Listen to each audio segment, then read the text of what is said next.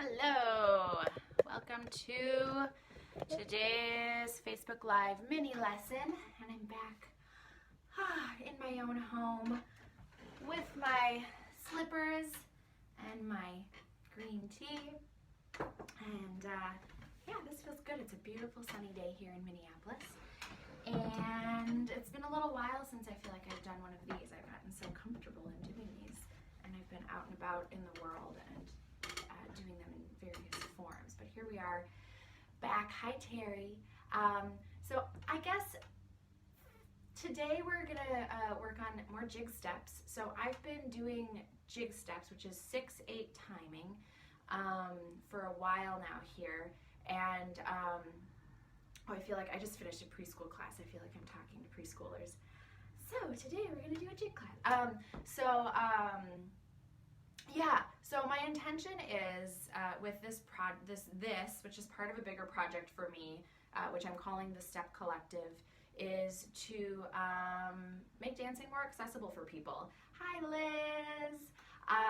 And so my goal is to make dancing more accessible for people, and that means creating spaces that are different from normal dance classes for people to learn from. And so these videos that I'm doing weekly is part of it, and then I'm also posting them on YouTube and also on my website, www.stepcollective.com, and trying to stay up to date on trying to stay up to date on giving a rundown of what's in each video, so then you can go to my YouTube channel or you can go to my website and say, oh, I'm curious about this, and find it in the video, and you don't have to watch the whole 15 minutes. But then also I'm creating tutorials on the website. So the jig steps that I've been doing in these Facebook Live mini sessions are turning into this one broad tutorial where it's like, hey, want to learn to dance to a jig? Go here, try this. Here are some different ways to do it. Right now it's really in its simplistic form. I'm kind of behind the scenes creating these things. But my aim is to be able to create tutorials that are going to work for a lot of people. So here's one way to try it. Oh, if this doesn't work for you, you can come at it from this direction. And so you'll have this whole web page where you can try these different things. And then not just do it with jig steps, but also do it with various forms of percussive dancing, various rhythms, and then also various techniques that might benefit you movement-wise. Percussive dance is one area that I'm passionate about, but I also think that as a human being, having hey Nick, having physical awareness and being able to work and be present in our body is really important, and it's important as a dancer, and it's just valuable to anybody. So eventually my aim is to have tutorials that also link to mindfulness and stretching and being present in your body too. But I guess I've really appreciated a lot of the feedback I've gotten recently. I've heard from a lot of people who are watching, which I'm really surprised about. I sometimes am just here, just don't know who I'm talking to myself half the time. But it's really cool to hear that people are interested, and some people say, I don't even dance, but I just am curious, and it's fun to kind of see the process. And I have to give a shout out to Giselle, my little Swedish cousin, who I just found out from her mom that they watch these and they try the dance steps, and that is so cool. And that's another thing that I love about this, is that people who don't necessarily have an Irish dance teacher or a percussive dance teacher nearby, you also get to try it from wherever you are. So my new thing is you can do it wherever you are, whenever you want, and at your own pace is kind of the value of doing these things. So today we're going to get to jigs, but I also have been thinking a lot about teaching dancing and how people learn, and how all different ages and different stages of development and different stages of life require different approaches. So I just had a preschool dance class, and in my Waldorf teacher training, I've really been able to develop this idea of when kids are little, they're in an imaginative stage, and you don't tell them facts, but you lead them through an imaginative experience and allow them to kind of live into what they're doing. So for instance, when I do my kids' classes, you might have seen some of the St. Patrick's Day ones, we tell a story as we're learning our jig step. Hop point, hop knee, hop back, 2, 3, 4, and we have our toe out in front of us, and we're gonna have a little tea party, and we create a little table with our leg, and we get our teacups out, and we're practicing balancing while we're doing this, and we get to decide what kind of tea we want to have, and we have a tea party, and we share our tea with our friends, and then we put it away, and then we have another tea party on the other, you know, so kind of building in that way with little kids. And then also, and then with adults, thinking about kind of giving them the tools to practice, and that's something that I think a lot for myself is hi Alice, how do I practice, and how do I practice efficiently and effectively, and you know, they say practice makes perfect, but really perfect practice makes perfect, but then also you have to leave room for trial and error, right, because you don't want to be practicing improperly over and over again, because you're building neural connections, you're building physical connections, and you're kind of integrating or creating these pathways that are going to stick. So you want to make sure you're creating the correct pathways, but then you also have to allow yourself to mess up and try again, because one of the biggest things, and one of the reasons I do these videos, I think is because people are really afraid of messing up or not doing it right, or don't know that they even can do it, because it's kind of scary to even try, because it feels like it's so foreign or so out of your comfort zone. And part of learning is failing, and so that's part of the practice process too. So I want to encourage anybody who is watching and thinks they can't dance, to maybe try just one of the steps and see if you can just even, so with these jig steps, one of them is step, heel, step. So with your left foot, step, and then with your right heel, and then your right foot, step. And just see if you can master that, and that's kind of a starting point. So if that's where you are, go there. Step, say the words out loud, heel, leave your weight in your left foot, step, and do it as much as you need to really get your body comfortable with that. And then you can start going and watching the videos that are over on the website and practicing the movement in the body and starting to make it a little faster and getting the rhythm on. But at first, just don't worry about anything. Just try stepping, touching your heel to the ground, and then stepping again. And, you know, just taking it slowly. And also, if you aren't dancing because you're not physically able to, then obviously that's a different case. But you could even try it from a chair. Maybe there are alternative ways. You could try it with your hands. There are ways to use our bodies that aren't really, you know, immediately obvious to dance. So you might sit in a chair and go step, heel, step, step, heel, step. Lots of people dance from their chairs, and maybe you can't do that. Also, maybe you use your feet or your hands, and you do step, touch, step, step, touch, step. So I'd like to encourage folks that are watching these videos to just try a little bit and see where you can get with it, because being able to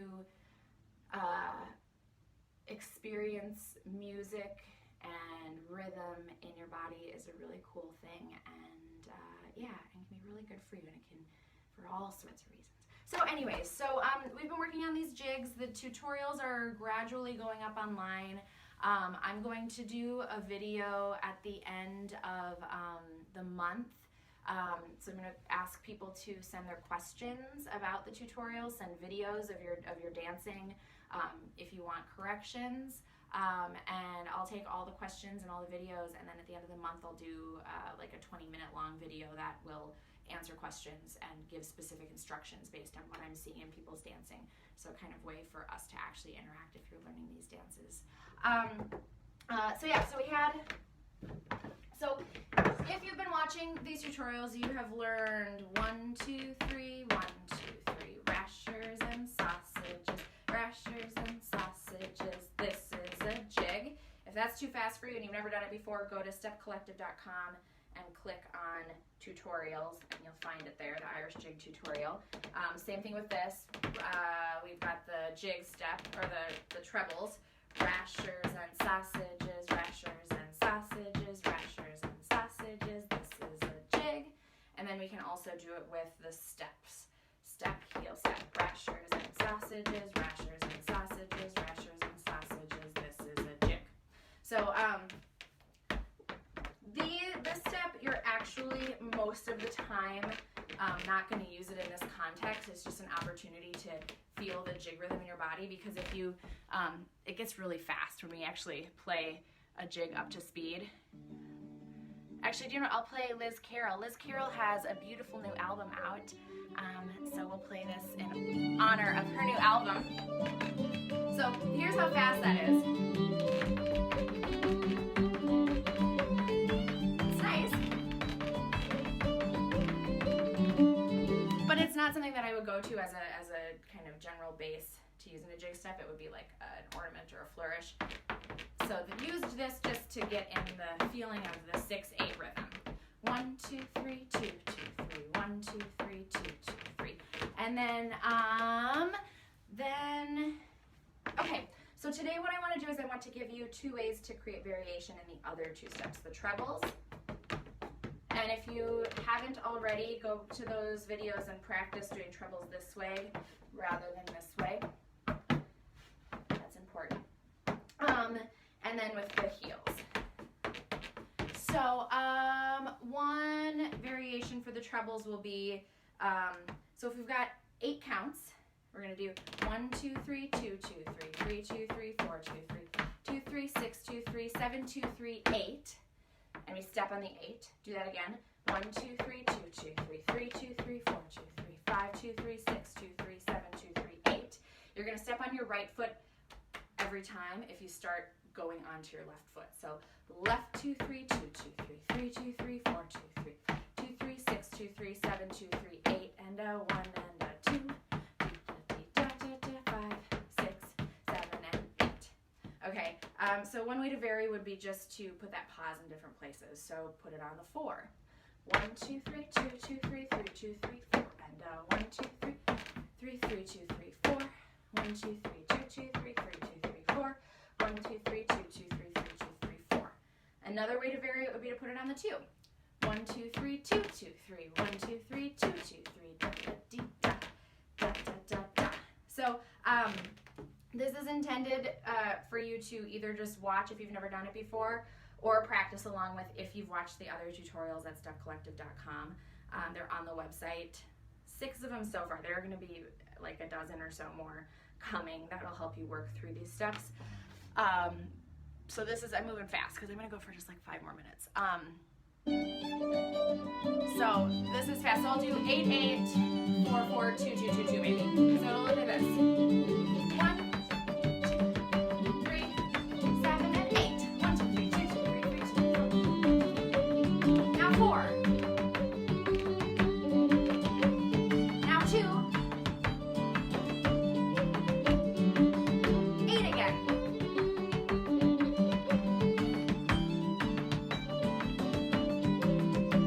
Now 2 4s. Oops, sorry. Bunch of 2s, I guess. Now 2 4s. Let's try that again. No, I'll try that again in a second. So I'm going to do 2 8s, 2 4s, and then I think I'll do da da da da da da da. 1 2 3 2 2 3 3 2 3 4, and I'll end on a 4. So it'll be 8 8 4 4 2 2 4. I'm not going to call it out. I'm just going to dance it right now so that you can just hear it with the music. So we're pausing on 8, pausing on 8, pausing 4 4 2 2 4.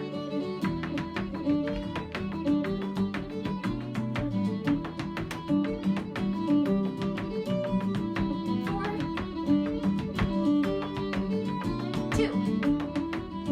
Now 4. Again.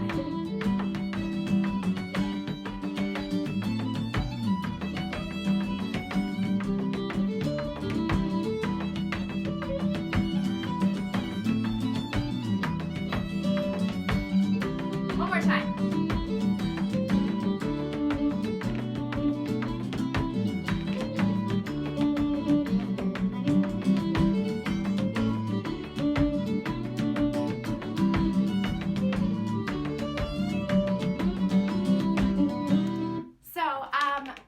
If you want to practice that, stop this video, rewind it, and do that over and over and over again.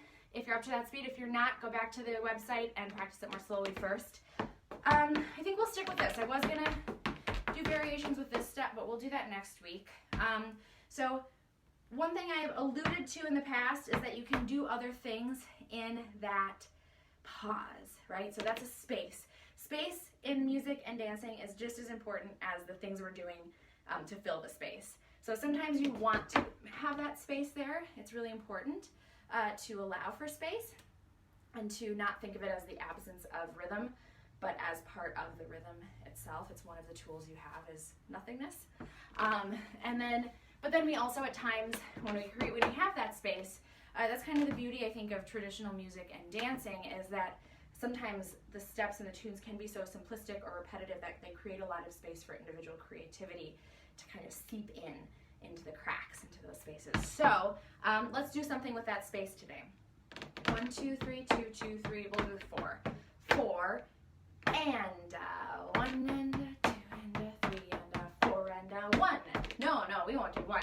Okay, hang on. 2, 2, 3, 3, 2, 3, 4, 2, 3, 4, 2, 3. We're gonna do our drawback on the 3. So if you have your foot out, you've just landed on your right foot, you're gonna do 1, 2, 3, 1, 2, 3, 2, 2, 3, 3, 2, 3, 4, 2, 3. 1, 2, 3, 2, 2, 3, 3, 2, 3, 4, 2, 3. So all you're doing is taking your foot and hitting it on the ground on the 3. 1, 2, 3, 2, 2, 3, 3, 2, 3, 4, 2, 3. 1, 2, 3, 2, 2, 3, 3, 2, 3, 4, 2, 3.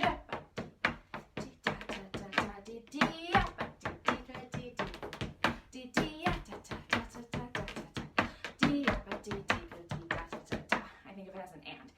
And 1, 2, 3, 2, 2, 3, 3, 2, 3, 4, and 4, and 1, 2, 3, 2, 2, 3, 3, 2, 3, 4, and 1, 2, 3, 2, 2, 3, 4, and 1. So I would recommend practicing the 8, 8, 4, 4, 2, 2, 4 with that and every time, and then I would practice doing it half the time and actually making the choice as you're dancing. When you get really comfortable doing it, decide if you're going to do it or not do it based on what's happening in the music and how you feel, what you're feeling in the moment. So I'm going to finish off this week just to show you an example. I'll do 8, 8, 4, 4, 2, 2, 4 twice with the and every time. And then I'm going to do it a couple of times just varying it myself. And we'll finish off with that. Bonjour, Lucy.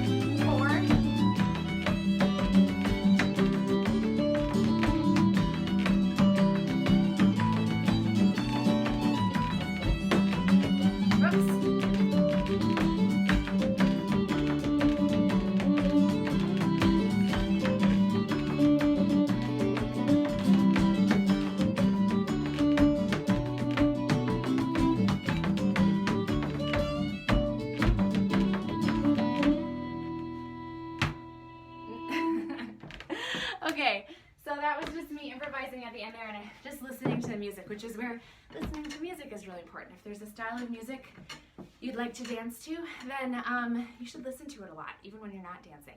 Get to know the tunes, get to know the feel, just know it. And then when you dance to it, it's easier to improvise. Yeah. So the final thing I wanted to add, what was it? There was one last thing I wanted to say about improvisation, maybe? It was while I was dancing, I thought of it. What was it? I have no idea. Okay, if I think of it, then let me just dance. I'm gonna do that one more time. See if I can do it.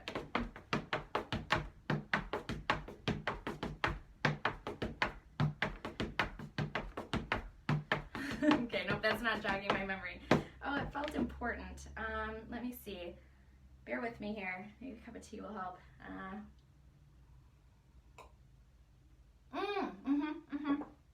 Oh yeah, so the tea worked. So when I am dancing, I'm not just thinking about how the dancing sounds over the music. I'm also thinking about how the music sounds through the dancing, if that makes sense. So you could just, the music's there, it's playing, and I'm going to create rhythms on that music and think about my rhythms only. But in talking about having that space also, sometimes you leave some space and the tune does something really cool in that space. So you're actually also kind of helping to create, you're like working with the musician to create this co-creation. No, but to allow for the music to be experienced through your dancing or in the void of your dancing.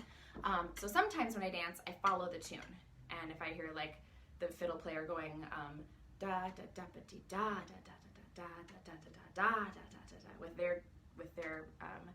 with their playing, which it could be because that's how the tune goes. Some jigs might sound like da da da da da da da da da da da da da da da da, and some jigs might sound like da da da da da da da da da da, right? So every jig has its own kind of phrasing, even though they're all in 6/8. They really have their own identities. So I think about that when I'm dancing, and I dance along with that sometimes.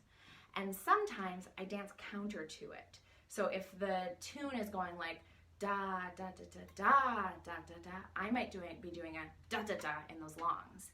So you're getting the long, but a da da da in the long. And I might be making a space when the fiddle is getting, or when the tune is getting more busy. So why don't I dance dance one more time? This is a track I use a lot in my dance classes. Thank you, Liz. Again, if you just joined, check out Liz Carroll's brand new CD on her website, at her Facebook page. And this is from an old CD called In Play. This is a track called Dennehy Dancers and the McSweeney Slide. So listening to this tune.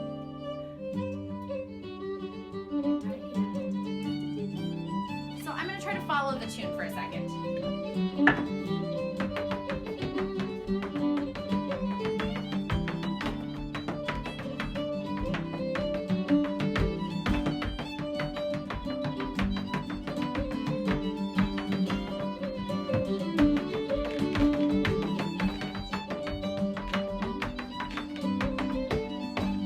Or not, or something. Okay, something like that. Maybe not exactly. We could slow it down and do it. She's like doing da-da-dee da-da-dee, and I might do da-da-dee da-da-da, following like that. That's getting pretty nitpicky. But instead of doing the da-da-dee da-da-da, I might do like just a jump and leave space for that da-dee da-da-da, and then the tune gets to kind of like be emphasized a little bit more because of how the dancing is going. I think I'm going to leave it at that. Maybe that's something that we can elaborate on another time. So thank you for watching, and dance classes start in St. Paul next Thursday. Shanos, beginner, intermediate, and advanced Shanos, and intro to traditional percussive dance, which gives you an idea of all the different types of percussive dance that exist. So in Scotland, in Ireland, regional styles in Ireland, in North America, you've got Appalachian clogging, you've got American tap dancing, Cape Breton step dancing, Ottawa Valley step dancing, French Canadian step dancing. So this is just a really introductory class to give you a sense of all of these different styles and where they come from and how they're related and how they're different to each other. And then also to learn some of the basics that you could use then to go off and study these. So basics like trebles and just rhythmic stuff. So alrighty, have a great weekend. If you're in the Twin Cities, enjoy the gorgeous weather. It is so beautiful out there today. And I'll see you next week, probably at the same time at 12 o'clock Central. All right, bye-bye.